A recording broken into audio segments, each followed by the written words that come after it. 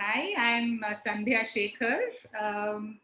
I happen to be an alumna of IIT Madras from 2004 to 2007 was when I was there. So, I'm alumna at the wrong end of the spectrum, basically, who joined IIT midway through my career when I was on a sabbatical.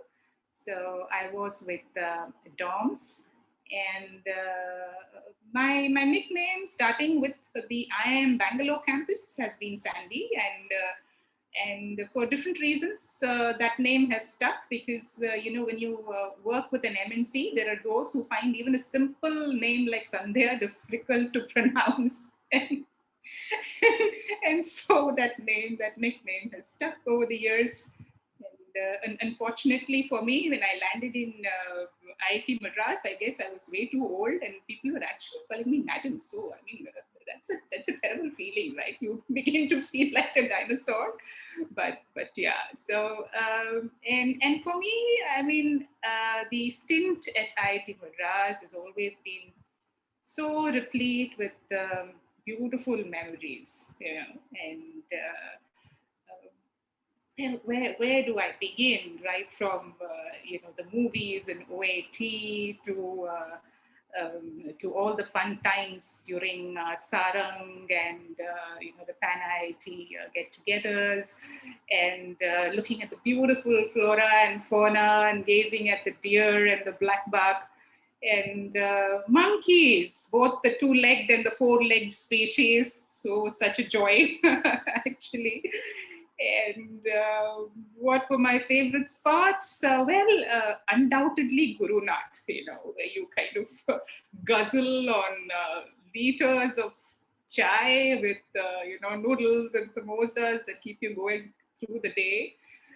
Of course, accompanied by interesting conversations with whoever you're sitting with. So those are real fun times. And the other favorite spot, of course, was my cozy little corner in the library. I remember when the new floor was constructed, I almost was the sole inhabitant. I recall Professor Anant, walking in one day and saying, Sandhya, I'm so relieved to find that after spending all that money, there's at least one person who's using this floor. so, so that corner gave me a panoramic view of the campus, with lovely sceneries outside. I understand that, in subsequent years, the library has seen additional footfalls, but at those times, it was just my very little special space that I had to myself. So those are beautiful memories. I mean, in all of this, you might have noticed that academics doesn't seem to have figured anywhere in the description of my memories. It was purely incidental. But on a less flippant note, I think if at all IIT has had a lasting impact on me, if I were to name just one thing, it would most certainly be opening my eyes to the joys of being a lifelong learner, because that's something that really helps you stay young, and that's something I experienced when I had already clocked a couple of decades in the industry, and then you come back to an environment where knowledge flows so freely, and it's such a joy to just imbibe all of that by simply listening and observing, and not just within the context of what you're doing and your research, but all those EMLs and other lectures that you had the benefit of listening to. Right?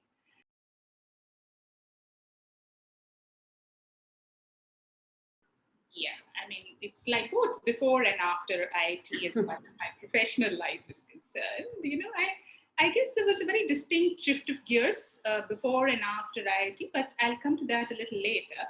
I've largely been working in the technology and consulting space, in my pretty substantive stint with the industry, and that continues right up to today, the focus on these two areas. And I think if there is one thing that has characterized my entire professional life, I think it's the fact that I've been quite a bit of a maverick, making unusual choices at every juncture. Right from the way I probably picked up my first job from campus. Those were the days when you didn't have a cap on the number of offers you could get. So out of the half a dozen or so job offers I got, I happened to choose, a young computer manufacturer. For you're taught all the scientific decision making, and here I was flouting all the rules and just going with my heart and picking on that job simply because here was the managing director of a company who was not the boring suited booted guy. Instead, he came in dressed in jeans and perched himself at the table and spoke passionately about his dreams for the company. So that resonated so much with me, and I found myself in my first job in a very, very exciting place.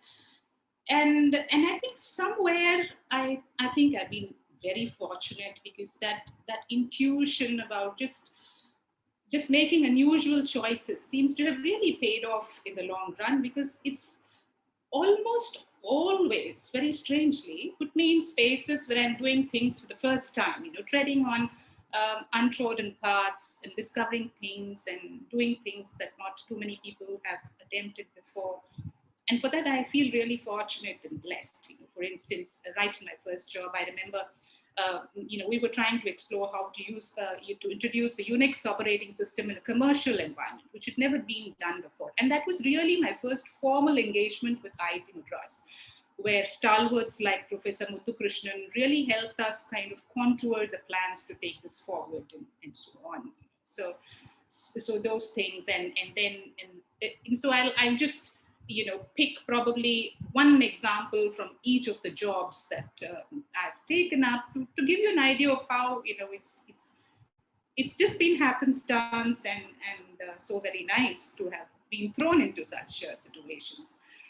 And this job also gave me the opportunity of spearheading the entire banking automation from its very inception, the front-end banking to core banking to IBR and all of that.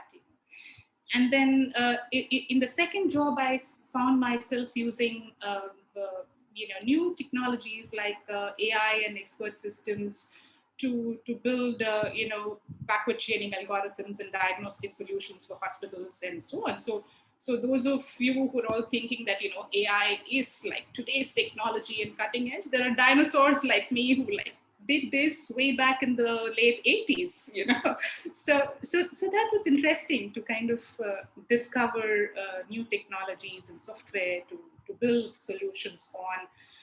And thereafter, I relocated to Bombay, and one of my earlier bosses by then had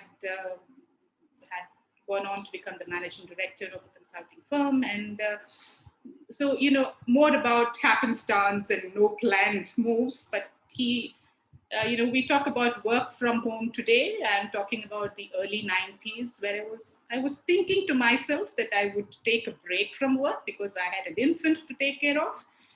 And here was this man who just sent a PC home and said, no, I don't care if you work just 1 hour a day, but I have to have you on board. And slowly, of course, the 1 hour became 8 hours, but that is another story. So, new work formats being explored.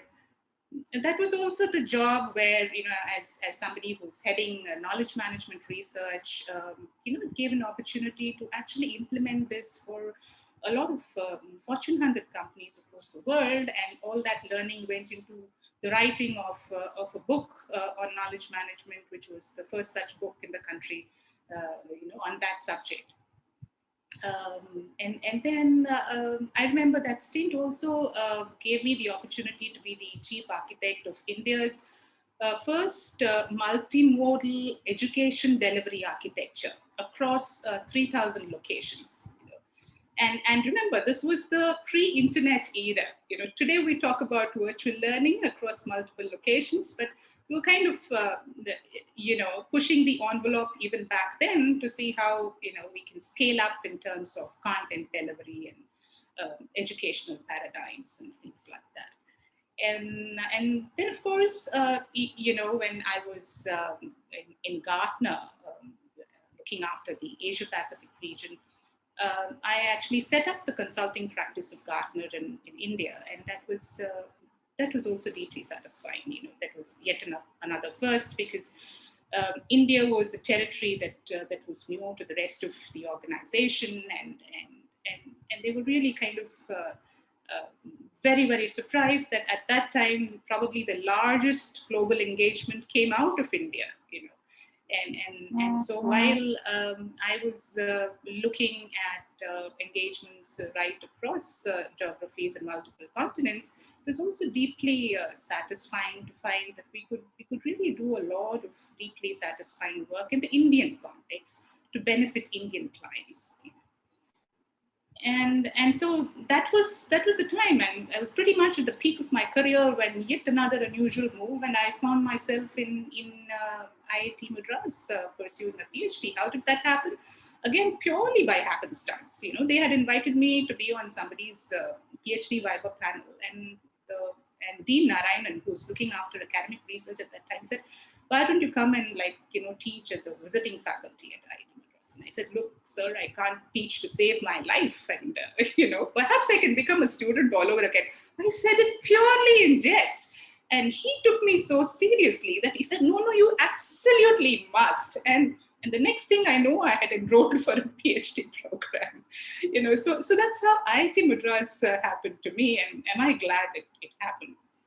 And just as I was getting ready to kind of get back into the industry after completing my PhD, I got persuaded into joining the research park, and I had no idea what I was getting into. And today I'm sure all of you see this humongous and impressive structure. But back then it was a piece of barren land, and there was really nothing in place. There had to be somebody to do all the grunt work, right, from getting the land to building the road to getting building approvals to actually evangelizing this new concept to all the stakeholders, including the industry, the state government, and the central government, not to speak of faculty, students, and everybody else, to actually create an awareness of what this new animal is all about, and then convince them enough to get their buy-in to be able to start off something. So, once you have a successful template in place, it's easier to build on successes. But when it is only somebody's figment of imagination, it's that much more challenging. So yeah, to cut a long story short, that was a lot of sweat and blood, but it has impacted a lot of people in a positive way, and I believe perhaps that was worth my while as well.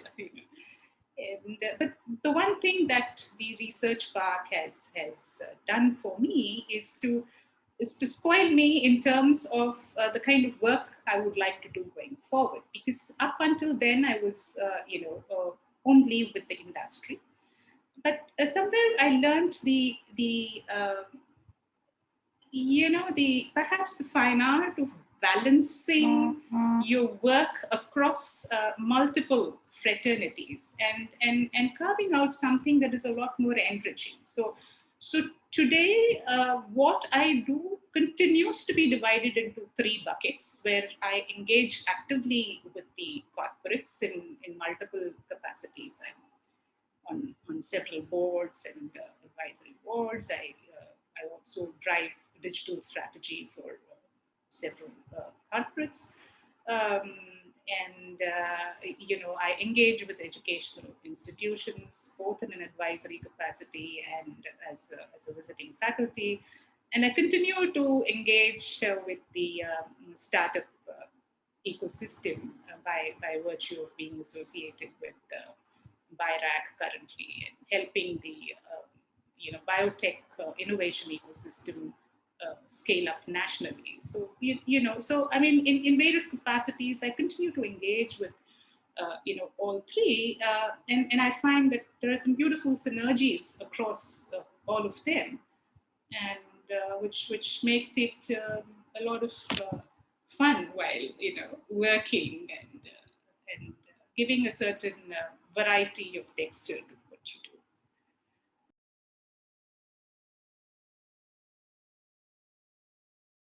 So in terms of my key learning across all of this, if at all I can be presumptuous enough to say that I can share some insights. I would think that, a lot of people ask me, I mean, you do like so many varied things currently. I mean, like, how do you pick on it? I mean, and I ask myself, is there a method to the madness? And the answer is yes. Actually, there is. And if there is one criterion that is common across all of what I do currently, I think it's quite simply the fact that I work with very good people. You know, so if there are a couple of things that I want to share, as something that might possibly resonate with the others who are listening in, there are two things, and both of them are really interrelated. Uh, the first, it's customary for everybody to say, do what you feel passionate about, and things like that. I think that's important. Uh, but I think it is equally, if not more important, to find a good bunch of people where you can work on something that you're passionate about. Because the power of working with good people and in a conducive environment is so amazing that it enables magic to happen. On the other hand, so if you look at the people, process, technology triad, you could be working in a technology that you're fascinated about, using processes that you're really gung-ho about. But if the people dimension doesn't fall in place, if it's a toxic working environment, then you can only go thus far and no further. So if you're really there for the long term and you want to feel deeply satisfied and happy about what you're doing, I think it's important to be able to get both these things right. And I think it's only fortuitous if it happens to you. It's not always that it happens, but if you're blessed enough to find that combination, go for it, is what I would say, because I think it's so nice and so wonderful to be working with good people. And the other thing really is related. I mean, follow your dreams, of course, but do it on your terms, without compromising on the values that you cherish. That really puts you in a happy space, because you get up in the morning feeling good about what you do and what you've stood for all along. So I think that's very, very important. And I think I've been blessed and fortunate that I've never really had to compromise on things that are important to me, right? From simple things like I did not want to compromise in any way in terms of my duties as a mother. So I think technology has been a great thing, and I've managed to actually work on all my responsibilities from home. I mean, whether it was earlier when I was with a consulting firm, or later on even in Gartner, where I was managing an entire geography, the Asia Pacific region out of my home office. I would just go for review meetings to the office with my team or on client visits. But largely I was operating from my home office. So today we talk about virtual work, but if you're clear that, yes, it's important to be a professional, but no, I don't want to compromise on some of my responsibilities that I truly cherish, it's possible, and at the end of the day, you feel that you're really a lot happier. And the reason I share this is just to reiterate the fact that each of us has a choice. I think it's just important for us to realize that we do have the choice, and be mindful enough to exert that choice if you believe deeply in those values and your priorities.